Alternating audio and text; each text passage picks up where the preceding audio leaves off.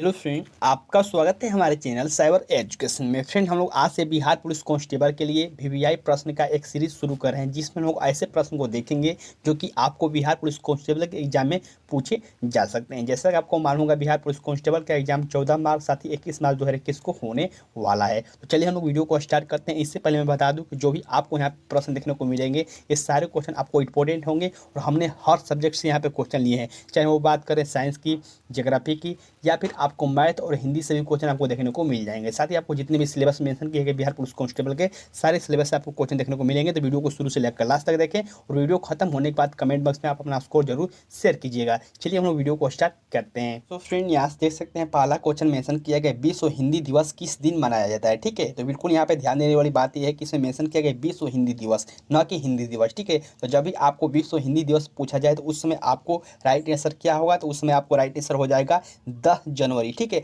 और जब आपको सिर्फ हिंदी दिवस पूछा जाए तो उसमें आपका राइट आंसर होगा 14 सितंबर। बहुत सारे ऐसे कैंडिडेट होते हैं जो क्वेश्चन करते समय यहाँ पे ध्यान नहीं देते हैं और यहाँ पे 14 सितंबर गलती मार देते हैं। तो ठीक है, तो बिल्कुल आपको याद रखना है कि जब आपको वर्ल्ड हिंदी डे या फिर कह सकते हैं विश्व हिंदी दिवस मनाया पूछा जाता है तो उसमें आपको 10 जनवरी पर क्लिक करना होगा, और जब आपको सिर्फ हिंदी दिवस पूछा जाए तो उस समय आपको 14 सितंबर पर क्लिक करना होगा। वही हम लोग बात करें इस क्वेश्चन के ऑप्शन के बारे में, तो देखिए आपको 10 जनवरी को मनाया जाता है विश्व हिंदी दिवस, 10 फरवरी को छोड़ दीजिए, कुछ खास नहीं है। 14 सितंबर को मनाया जाता है हिंदी दिवस, और यहाँ पे 14 नवंबर को मनाया जाता है बाल दिवस। ठीक है, तो बिल्कुल आप इस ऑप्शन के माध्यम से भी कुछ पॉइंट याद रख सकते हैं। नेक्स्ट क्वेश्चन यहाँ पे देखिए क्या मेंशन किया गया, निम्नलिखित में से कौन सा बिहार का पहला अंग्रेजी समाचार पत्र है। ये क्वेश्चन बहुत ही इंपॉर्टेंट है, बहुत सारे एग्जाम में पूछा भी जा चुका है। यहाँ पे देखिए मेंशन किया बिहार का पहला अंग्रेजी समाचार पत्र कौन था, ये आपको बताना है। नीचे देख सकते हैं इसका ऑप्शन मेंशन किया गया, इसका राइट आंसर हो जाएगा आपको द बिहार हेराल्ड। ठीक है, तो बिहार का पहला अंग्रेजी समाचार पत्र कौन था, ये था आपको द बिहार हेराल्ड। कभी कभी आपको ये भी पूछ लिया जाता है कि इसकी प्रकाशन किसके द्वारा किया गया था, यानी किसके द्वारा प्रकाशित किया गया था, तो ये किया गया था आपको गुरु प्रसाद के द्वारा 1875 ईस्वी में। ठीक है, कभी कभी आपको क्वेश्चन में भी पूछ लिया जा सकता है कि पटना का पहला अंग्रेजी समाचार पत्र कौन था। ठीक है, जब भी आपको पटना का पूछा जाए या फिर बिहार का पूछा जाए तो आपको यहीं पर क्लिक करना होगा द बिहार हेराल्ड। ठीक है, तो बिल्कुल आप इसको याद रखेंगे। नेक्स्ट क्वेश्चन यहाँ पे देखिए मेंशन किया गया, कुतुब मीनार का निर्माण किसके द्वारा पूरा किया गया था। क्वेश्चन यहाँ पे ध्यान से पढ़ना है, कुतुब मीनार का निर्माण किसके द्वारा पूरा किया गया था। देखिए यहाँ पे मेंशन किया पूरा किया गया था, तो यहाँ पे पूरा किया था आपको इल्तुतमिश ने, तो इसका राइट आंसर यहाँ से बी ऑप्शन सही हो जाएगा। और जब भी आपको पूछा जाए कि कुतुब मीनार का निर्माण का नींव किसने रखा था, ठीक है, तो जब आपको नींव के बारे में पूछा जाए तो उस एबव क्लिक करना होगा। ठीक है, और जब आपको पूछा जाए कि ये कुतुब मीनार का निर्माण किसके द्वारा पूरा किया गया था तो उस समय आपको इल्तुतमिश पर क्लिक करना होगा। तो बिल्कुल आप इस बात को याद रखेंगे। ऐसे ही आपको एग्जाम में बहुत सारे कांड कन्फ्यूज होते हैं और आपको कन्फ्यूज होने की नहीं है। नेक्स्ट क्वेश्चन यहाँ पे देखिए मेंशन किया गया, नीति आयोग का पूरा नाम है, आपको बताना है कि नीति आयोग का पूरा नाम क्या है।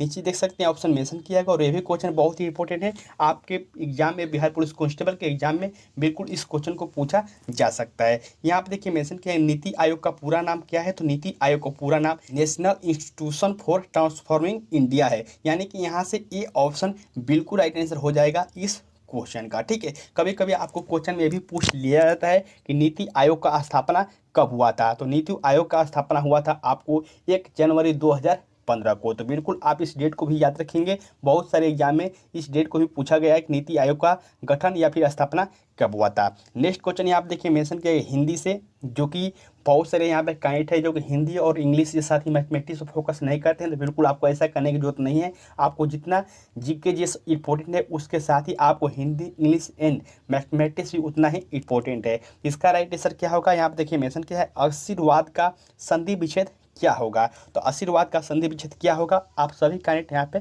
कमेंट करके बताएंगे। तो आशीर्वाद का जो संधि विच्छेद हो जाएगा आपको आशी प्लस वाद होगा। ठीक है, तो बिल्कुल इस बात को याद रखेंगे। नेक्स्ट क्वेश्चन यहाँ पे देखिए मेंशन किया गया, विज्ञान शब्द में प्रयुक्त उपसर्ग है।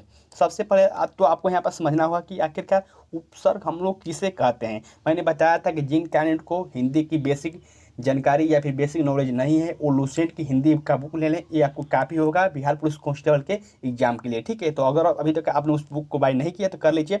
मैं आपको सबसे पहले बताऊँगा कि आखिरकार इस क्वेश्चन में पूछा क्या जा रहा है। यहाँ पर देखिए मेंशन किया कि विज्ञान शब्द ने प्रयुक्त उपसर्ग, उपसर्ग यानी कि जो वाक्य के पहले जोड़ा जाता है उसे हम लोग उपसर्ग कहते हैं, और जो वाक्य अंत में जोड़ा जाता है उसे हम लोग प्रत्यय कहते हैं। ठीक है, तो यहाँ पे मेंशन किया गया विज्ञान जो है इसमें कौन सा उपसर्ग है, तो इसके वाक्य से ही लगता है कि आपको यहाँ पे वी होगा, यानी कि यहाँ से सी ऑप्शन बिल्कुल राइट आंसर हो जाएंगे इस क्वेश्चन के। नेक्स्ट क्वेश्चन यहाँ पे देखिए फ्रेंड, मेंशन किया गया राज्यसभा के सदस्यों का कार्यकाल कितने वर्ष का होता है। तो राज्यसभा के सदस्यों का कार्यकाल होता है आपको 6 वर्ष का, यानी कि यहाँ से ये ऑप्शन बिल्कुल राइट आंसर हो जाएंगे। जब भी आपका लोकसभा का पूछा जाए तो उसमें आपको 5 वर्ष यहाँ पे क्लिक करना होगा, जब आपको राज्यसभा पूछा जाए तो उसमें आपको 6 वर्ष पर क्लिक करना होगा। तो बिल्कुल आप इस बात को याद रखेंगे। नेक्स्ट क्वेश्चन यहाँ पे देखिए मेंशन किया गया आंसू का बहुवचन क्या होगा, यानी कि आपको यहाँ पे बहुवचन बताना है किसका, आंसू का। तो यहाँ पे ऑप्शन देख सकते हैं मेंशन किया गया आंसू, तो ये तो बिल्कुल होगा नहीं, क्योंकि यहाँ पे सेम मेंशन किया गया आंसू में, ये भी बिल्कुल नहीं होगा। नेक्स्ट यहाँ पे देखिए मेंशन किया गया आंसू, तो बिल्कुल यहाँ से सी ऑप्शन सही हो जाएगा। देखिए हिंदी क्वेश्चन को आप जितनी ही बारीकी से पढ़ेंगे, समझ कर पढ़ेंगे, उतनी ही आसानी से आप इसका राइट आंसर दे सकते हैं। नेक्स्ट क्वेश्चन यहाँ पे देखिए मेंशन किया गया पाउंड आधिकारिक मुद्रा है। आधिकारिक यानी कि आपको ऑफिशियल बोला जाता है इंग्लिश में, या फिर कह सकते हैं जैसे कि भारत की रुपया है, उसी से आपको बताना है कि पाउंड किस देश की मुद्रा है। जैसे कि यहाँ पे देखिए मेंशन किया ऑप्शन में जापान, यूरोप, यूके या फिर यूएसए। तो जो आपको पाउंड मुद्रा है ये आपको है यूके की, या फिर इसके आप ब्रिटेन भी कह सकते हैं, यूनाइटेड किंगडम जिसे हम लोग इंग्लिश में बोलते हैं। ठीक है, तो इसका राइट आंसर क्या होगा, तो इसका राइट आंसर आपको सी ऑप्शन हो जाएगा यूके। अब देखिए हम लोग ऑप्शन से कुछ इंपॉर्टेंट को याद रखते हैं, जैसे कि यहाँ देखिए मेंशन किया जापान, तो जापान को आपको याद होना चाहिए कि आखिरकार जापान का करेंसी का नाम क्या है या फिर मुद्रा का नाम क्या है। तो जापान का जो करेंसी है इसे हम लोग येन के नाम से जानते हैं। किसके नाम से जानते हैं, तो येन के नाम से जानते हैं। वहीं हम लोग बात करें यूरोप की, तो ये एक आप महाद्वीप हो जाएगा। बात करें यूएसए की, तो यूएसए की जो आपको मुद्रा होती है ये आपको डॉलर होती है। तो बिल्कुल आप इसको ऐसे ऑप्शन के अनुसार भी आप बहुत सारे क्वेश्चन याद रख सकते हैं। नेक्स्ट क्वेश्चन यहाँ पे देखिए मेंशन किया गया भारत में कृष्ण क्रांति किस क्षेत्र से संबंधित है। तो जो भारत में कृष्ण क्रांति संबंधित है ये आपको पेट्रोलियम से संबंधित है। ठीक है, यानी कि यहाँ से सी ऑप्शन बिल्कुल राइट आंसर हो जाएंगे इस क्वेश्चन के। नेक्स्ट क्वेश्चन की ओर बढ़ते हैं। नेक्स्ट क्वेश्चन यहाँ पे देखिए मेंशन किया गया है विद्युत मोटर एक परिवर्तित करने वाली युक्ति है। आपको बताना है कि विद्युत मोटर परिवर्तित करने वाली युक्ति है, किसमें आपको परिवर्तित किया जाता है। तो जो आपको विद्युत मोटर है किसमें परिवर्तित होता है, तो ये होता है आपको विद्युत ऊर्जा को यांत्रिक ऊर्जा में, यानी कि यहाँ से कौन सा ऑप्शन सही होगा, यहाँ से सी ऑप्शन सही हो जाएगा। ठीक है, बिल्कुल आप इसको याद रखेंगे। नेक्स्ट क्वेश्चन यहाँ पे क्या मेंशन किया गया, ओमान की राजधानी है। आपको इम्पोर्टेंट जो देश हैं, जो आपको इम्पोर्टेंट कंट्री हैं, उनका राजधानी साथ ही आपको मुद्रा याद रखने की जरूरत है, क्योंकि एक से 2 क्वेश्चन आपको यहाँ से पूछ लिए जाते हैं। ओमान की राजधानी क्या है, तो ओमान की राजधानी है मस्कट, यानी कि यहाँ से बी ऑप्शन बिल्कुल राइट आंसर हो जाएंगे इस क्वेश्चन के। नेक्स्ट क्वेश्चन की ओर हम लोग बढ़ते हैं। अगला क्वेश्चन यहाँ पे देखिए मेंशन किया गया बिहार में पहला कांग्रेस अधिवेशन कहाँ हुआ था।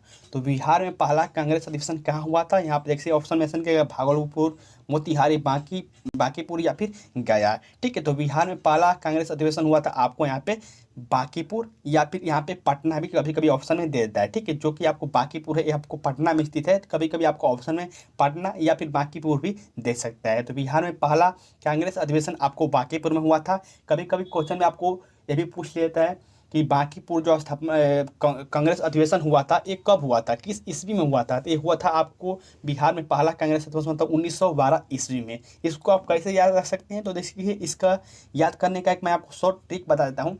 जब भी आपको बिहार में पहला कांग्रेस अधिवेशन पूछा जाए तो आपको मालूम होगा कि बिहार की राजधानी पटना में जो उच्च न्यायालय की स्थापना हुई थी ये आपको 1916 ईस्वी में हुई थी। तो आपको बिल्कुल यहाँ पे 4 घटाकर आपको जब भी बिहार में पहला कांग्रेस अधिवेशन पूछ लिया है तो उसमें आपको 1912 पर क्लिक करना होगा। ठीक है, यानी कि बिहार में पहला कांग्रेस अधिवेशन 1912 ईस्वी में, और जब भी आपको पूछा जाए कि पटना उच्च न्यायालय की स्थापना कब हुई थी तो उसमें आपको 1916 पर क्लिक कर देना होगा। तो बिल्कुल आप इस क्वेश्चन को याद रख सकते हैं। नेक्स्ट क्वेश्चन यहाँ पे देखिए क्या मेंशन किया गया, पहली विषम अभाज्य संख्या क्या है। ये मैथमेटिक्स एक छोटा क्वेश्चन है जो कि मैंने आपको सोचा कि आपको बता दिया जाए, क्योंकि मैं यहाँ पे सारे क्वेश्चन को दिखा रहा हूँ। पहली विषम अभाज्य संख्या क्या है।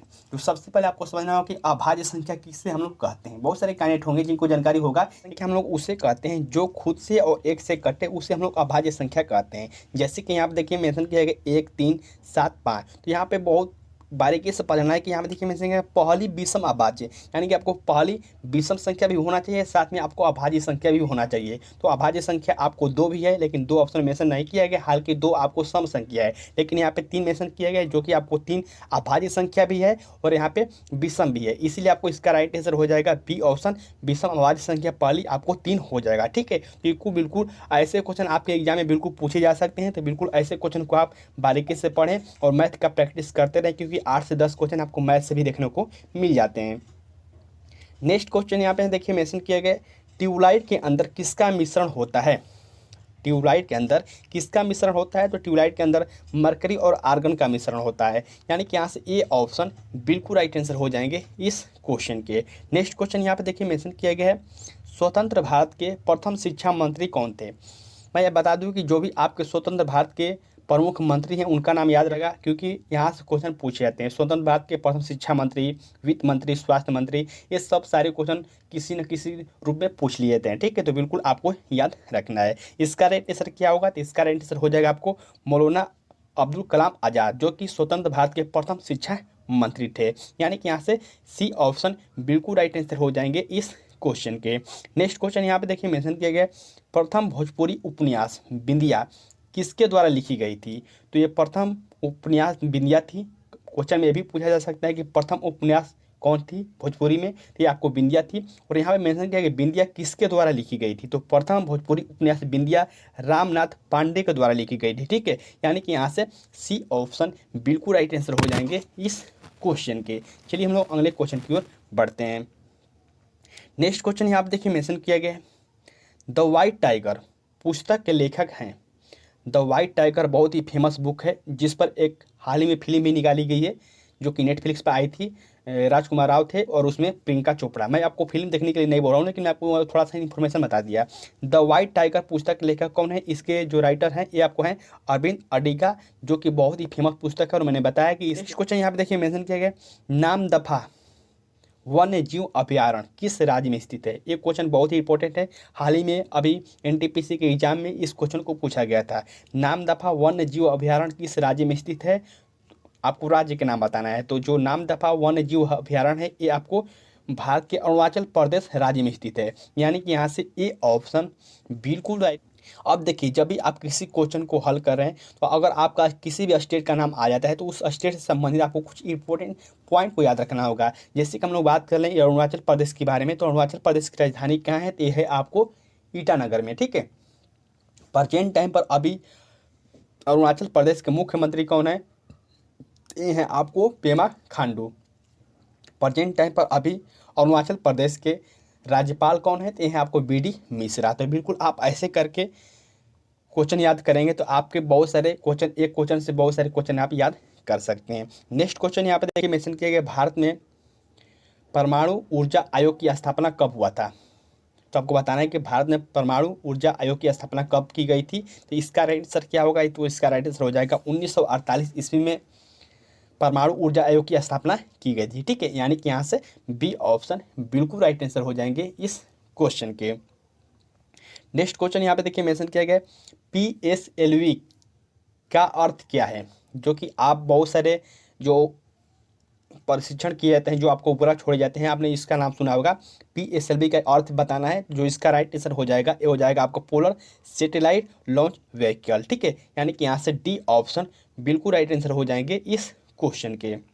नेक्स्ट क्वेश्चन यहाँ पे देखिए मेंशन किए गए, 9वीं पंचवर्षीय योजना में चलाए गए सर्व शिक्षा अभियान का उद्देश्य क्या था? पंचवर्षीय योजना चलाई गई थी, जो कि यहाँ पे सर्व शिक्षा अभियान का उद्देश्य क्या था ये आपको बताना है। जैसे कि नीचे ऑप्शन में देख सकते हैं, ऑप्शन के अनुसार इसको पकड़ सकते हैं। इसका राइट आंसर हो जाएगा आपको प्राथमिक शिक्षा का सर्व भूमिकरण, यानी कि यहाँ से डी ऑप्शन बिल्कुल राइट आंसर हो जाएंगे इस क्वेश्चन की। कभी कभी आपको यही पूछ लिया जाता है कि 9वीं पंचवर्षीय योजना का या फिर किसी भी पंचवर्षीय योजना का आप काल बताएं, समय बताएं। तो इसको बिल्कुल याद रखना है कि जो 9वीं पंचवर्षीय योजना का काल था ये 1997 से लेकर 2002 के बीच था। तो बिल्कुल आप इसको ऐसे भी याद रख सकते हैं। नेक्स्ट क्वेश्चन बात करें तो अभी देखिए 2 क्वेश्चन यहाँ पे दोबारा ऐड हो गया है, तो इसको हम लोग काउंट नहीं करेंगे। नेक्स्ट क्वेश्चन की ओर बढ़ते हैं। मेरे सपनों का भारत, मेरे सपनों का भारत पुस्तक किसके द्वारा लिखी गई थी? तो ये भी पुस्तक बहुत ही इंपॉर्टेंट है और ये लिखी गई थी आपको महात्मा गांधी के द्वारा, यानी कि यहाँ से डी ऑप्शन बिल्कुल राइट आंसर हो जाएंगे इस क्वेश्चन के। नेक्स्ट क्वेश्चन यहाँ पे क्या मेंशन किया गया, भारत ने हेपेटाइटिस रोग को कब तक समाप्त करने का लक्ष्य रखा है। ये क्वेश्चन बहुत ही इंपॉर्टेंट है, करंट के माध्यम से भी पूछा जा सकता है और बहुत सारे एग्जाम में पूछा भी गया है। भारत ने हेपेटाइटिस रोग को कब तक समाप्त करने का लक्ष्य रखा है, तो ये लक्ष्य रखा गया है आपको 2030 तक, यानी कि यहाँ से सी ऑप्शन बिल्कुल राइट आंसर हो जाएंगे इस क्वेश्चन के। जैसे एक इस क्वेश्चन से एक क्वेश्चन आप और याद रख सकते हैं, इस क्वेश्चन के माध्यम से आप एक क्वेश्चन ये याद रख सकते हैं कि अभी हाल ही में एक क्वेश्चन बना था और हाल ही में एक भारत सरकार ने इसकी घोषणा की है, जो कि 1 दिसंबर 2020 को घोषणा की गई है। जैसे कि आपको मालूम है 1 दिसंबर को विश्व एड्स दिवस मनाया जाता है, तो उसी दिन घोषणा की गई। तो भारत ने एड्स को समाप्त करने का लक्ष्य रखा है आपको 2030 तक, यानी कि जब भी आपको क्वेश्चन में पूछा जाए कि भारत ने हेपेटाइटिस या फिर एड्स रोग को समाप्त करने का लक्ष्य कब तक रखा है, तो दोनों का आंसर आपको 2030 ही होगा। तो बिल्कुल आप इस बात को याद रखेंगे। नेक्स्ट क्वेश्चन यहाँ पे देखिए मेंशन किया गया है, भारतीय संविधान के अनुच्छेद 117 का संबंध किससे है। तो संविधान के माध्यम से आपको अनुच्छेद पूछे ही जाते हैं, तो बिल्कुल जो भी आपके इंपॉर्टेंट अनुच्छेद हैं उसको आप याद कर लीजिएगा। यहाँ पे क्वेश्चन मेंशन किया गया, भारतीय संविधान के अनुच्छेद 117 का संबंध किससे है। तो जो भारतीय संविधान के अनुच्छेद 117 है, ये संबंध है आपको वित्त विधेयक से। बिल्कुल इसका राइट आंसर है आपके यहाँ से बी ऑप्शन हो जाएगा। बहुत सारे ऐसे कांसेप्ट होते हैं जो कि यहाँ पे धन विधेयक और यहाँ पे वित्त विधेयक में कन्फ्यूज हो जाते हैं, तो बिल्कुल कन्फ्यूज होने की जरूरत नहीं है। जो आपको धन विधेयक है ये आपको 110 अनुच्छेद में है और जो आपको वित्त विधेयक है ये आपको 117 अनुच्छेद में है, तो बिल्कुल आप इसको याद रखेंगे। ऑप्शन की बात करते हैं, आप देखिए मैसेज का वित्त आयोग, तो वित्त आयोग किस अनुच्छेद में स्थित है या फिर किस अनुच्छेद से संबंधित है। तो जो आपको वित्त आयोग है ये आपको संबंधित है 280 अनुच्छेद से, ठीक है। और यहाँ पे नीति आयोग की बात करें तो नीति आयोग की स्थापना 1 जनवरी 2015 को की गई थी। नेक्स्ट क्वेश्चन यहाँ पे देखिए मेंशन किया गया, बीटिंग द स्ट्रीट सेरेमनी किस तारीख को मनाया जाता है। तो बीटिंग द स्टेट सेरेमनी आपको मनाया जाता है 29 जनवरी को, यानी कि यहाँ से बी ऑप्शन बिल्कुल राइट आंसर हो जाएंगे इस क्वेश्चन के। नेक्स्ट क्वेश्चन यहाँ पे देखिए मेंशन किया गया है, स्टेप नाइट किसका अयस्क है। तो स्टेप नाइट किसका अयस्क है, ये आपको अयस्क है चांदी का। आपको ऐसे क्वेश्चन बिल्कुल पूछे जाएंगे एग्जाम में जो कि आपको इससे संबंधित पूछे जाते हैं, तो केमिस्ट्री भी आपको अच्छी तरह से पढ़ लेना होगा। नेक्स्ट और लास्ट क्वेश्चन यहाँ पे देखिए मेंशन किया गया है, आइंस्टीन को नोबेल प्राइज किस कार्य पर मिला था। तो आइंस्टीन को नोबेल प्राइज आपको दिया गया था प्रकाश विद्युत प्रभाव के कार्य के लिए, ठीक है। यानी कि यहाँ से डी ऑप्शन बिल्कुल राइट आंसर हो जाएंगे इस क्वेश्चन के। तो फ्रेंड आज के इस वीडियो के माध्यम से उन्होंने टॉप 28 क्वेश्चन देख लिए हैं। हालांकि यहाँ पे 30 क्वेश्चन हो गए हैं, लेकिन 2 यहाँ पे क्वेश्चन रिपीटेड थे, उसको हम लोग हटा दिए हैं। तो यहाँ पे 28 क्वेश्चन हो गए हैं, तो आपको बताना है कि आपने 28 क्वेश्चन में से कितने क्वेश्चन का राइट आंसर दिया है, और क्या आपको लगता है कि क्वेश्चन की संख्या बढ़ाया जाए, 50 किए जाए, या फिर आपको टोटल 100 ही क्वेश्चन लिए जाए, मैथमेटिक्स और इंग्लिश के भी क्वेश्चन लिए जाए। तो अगर आपकी राय एस है तो वीडियो के नीचे कमेंट करके जरूर बता सकते हैं। साथ ही इस वीडियो को दोस्तों के साथ ज़्यादा से ज़्यादा शेयर कर दें। साथ ही आपको इस वीडियो से संबंधित किसी भी क्वेश्चन में आपको कोई प्रॉब्लम होती है तो वीडियो के नीचे कमेंट करके आप बिल्कुल पूछ सकते हैं। तब तक के लिए बाय फ्रेंड, जय हिंद।